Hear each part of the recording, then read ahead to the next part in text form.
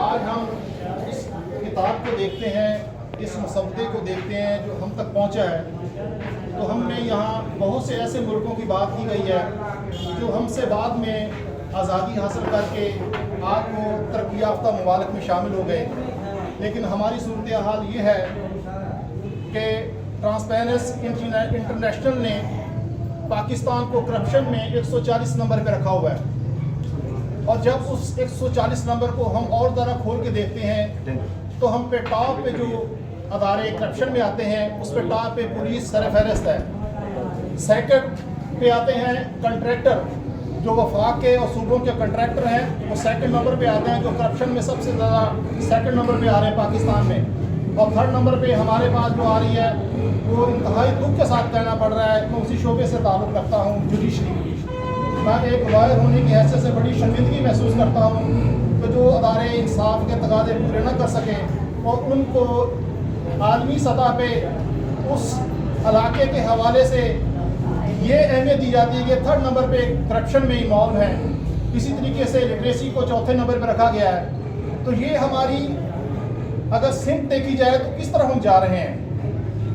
تو میں نے جو اشعار کہے وہ اسی ضمن میں کہے کہ کچھ نہ تعریف تو ہمیں رقم کرنی پڑے گی۔ کرپشن یہ ہمیں یہاں بک بتا رہی ہے کہ جو ترقی یافتہ ممالک ہیں ان کے پاس بجٹ پیش ہونے سے کتنا عرصہ پہلے پیش کر دیا جاتا ہے، عوامی سطح پہ اور پارلیمنٹ میں۔ ہمارا کانسٹیٹیوشن آرٹیکل 73 کی کلاس 1 بتاتی ہے کہ اس پہ سیر حاصل ڈبیٹ ہوگی پارلیمنٹ میں، پارلیمنٹ میں سیر حاصل بحث ہونے کے بعد اس کے کئی دنوں کے بعد اس کو پیش کیا جاتا ہے، اور 14 دنوں کے بعد سینٹ اس پہ اپنی ریکمنڈیشن دے کے اس کو واپس کرتی ہے، لیکن ساری ہم سبوتاز کرتے ہیں، ہم فوراً اس کو کوشش کرتے ہیں کہ جیسے ہی ہمیں ملے تو ہم اس کو امپلیمنٹ کرا دیں۔ وہ کیوں کراتے ہیں؟ ابھی آپ کو میں تھوڑا ماضی میں لے کے چلتا ہوں۔ آپ نے کارل مارکس کا تو نام سنا ہوگا، داس کیپٹل اس کی بک ہے۔ کارل مارکس نے کہا کہ جو ریاست ہے وہ اسٹیٹ کی نفی کر رہا ہے، وہ کہتا ہے ریاست جو ہے وہ صرف اور صرف رولنگ کلاس کی پروٹیکشن کو یا بدماشیوں کو چھپانے کے لیے ہے، دیٹس آل، اس کے علاوہ کچھ نہیں ہے۔ اس نے اپنے اس فلسفے کو جو پیش کیا، اگر ہم دیکھتے ہیں ترقی پذیر ممالک میں اور تھرڈ ورلڈ میں، وہ عملی جامع میں ہمارے سامنے موجود ہے کہ صرف رولنگ کلاس جو ہے اپنی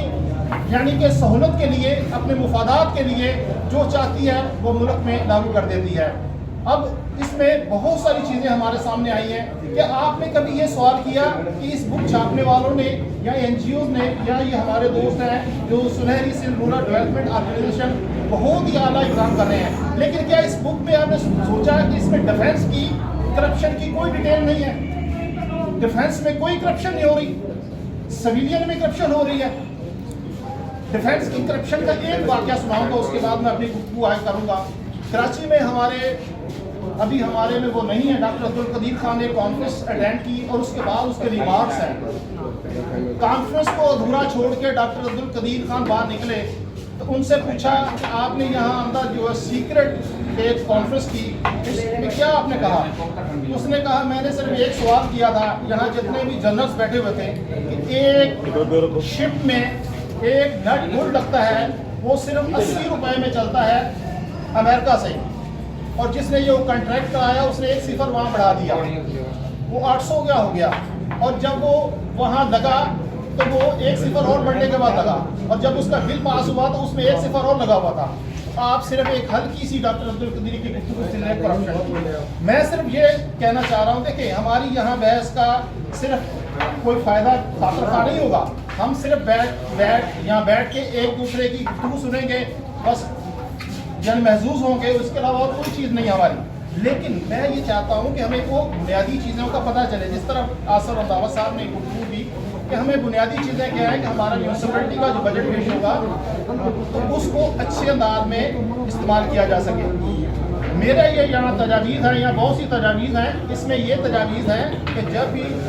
بجٹ کی لوکیشن ہو، بجٹ کو جب لگایا جائے تو ایکسپرٹس جو ہیں उनको तैनात किया जाए कि जो पुराना बजट इस्तेमाल हुआ था उसमें क्या खामियां रह गई थी और इस दफ़ा हम किस तरीके से उसे इस्तेमाल कर सकते हैं। वरना क्या होता है,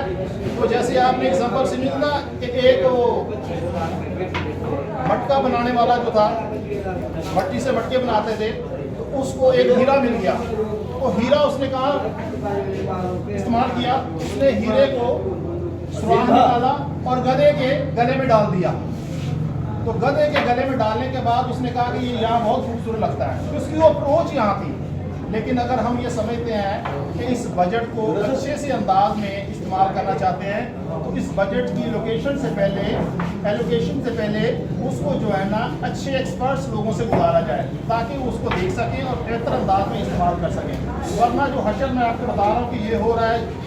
आज ही मैं क्लास में मैं एक लेक्चर्स के दौरान बता रहा था कि मैंने वस्ती एशिया के कुछ ममालिक देखे हैं, वहाँ मैंने बारीकी से उन चीज़ों को भी देखा है। तो वहाँ आप अगर यूएई में